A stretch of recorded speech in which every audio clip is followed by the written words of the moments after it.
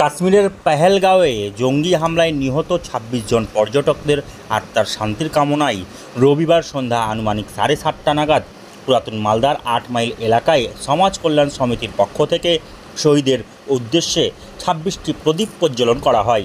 এদিনের এই কর্মসূচিতে উপস্থিত ছিলেন বিধায়ক গোপাল চন্দ্র সাহা, পুরাতন মালদা পঞ্চায়েত সমিতির সভাপতি রুম্পা রাজবংশী সরকার, স্থানীয় পঞ্চায়েত সদস্যা কবিতা সরকার সহ অন্যান্যরা।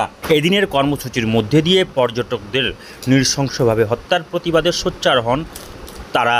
ভারত সরকারের যোগ্য জবাব দিবে, জানান বিজেপি বিধায়ক গোপাল চন্দ্র সাহা।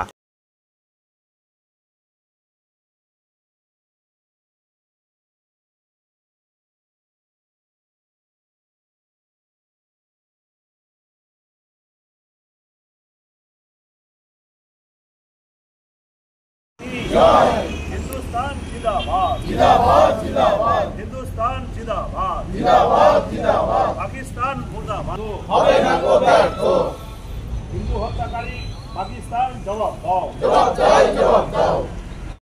আমরা এখানে সমবেত হয়েছি আমাদের এই ওল্ড মালদার ৮ মাইল শ্রীকৃষ্ণ মোড় সমাজ কল্যাণ কমিটির প্রাঙ্গণে। এই শ্রীকৃষ্ণ মোড় সমাজ কল্যাণ সমিতির উদ্যোগে আজকে শ্রদ্ধাঞ্জলি দিবস আমরা উদযাপন করলাম। আপনারা দেখতে পাচ্ছেন এখানে ২৬টা প্রদীপ প্রজ্বলন করা হয়েছে। আমরা সবাই জানি যে কাশ্মীরে পর্যটকরা তারা ঘুরতে গেছিলেন, বেড়াতে গেছিলেন পেহেলগাঁওয়ে, এবং সেইখানে আর বেছে বেছে যারা হিন্দু আর তাদেরকে হত্যা করা হয়েছে। সন্ত্রাসবাদী মৌলবাদী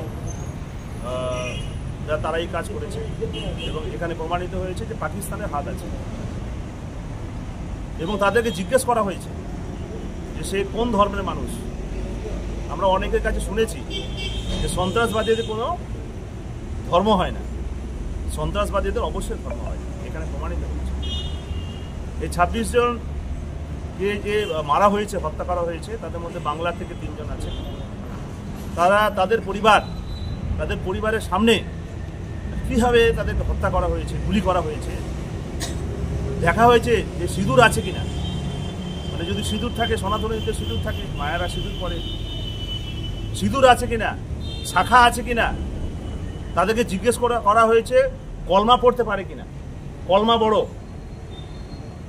যারা হিন্দু তারা কি করে কলমা পড়বে? কলমা তো মুসলিমরা পড়বে না।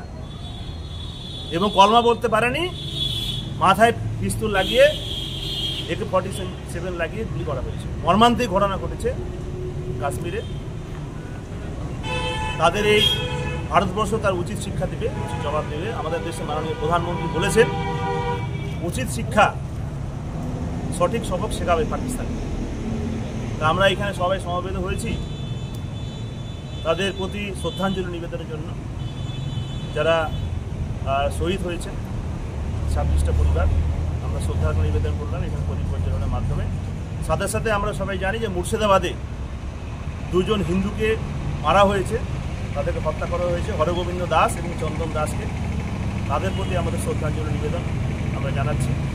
আজকে যারা সবাই এখানে উপস্থিত হয়েছে তারা সবাই সমবেত হয়ে আমরা শ্রদ্ধাঞ্জলি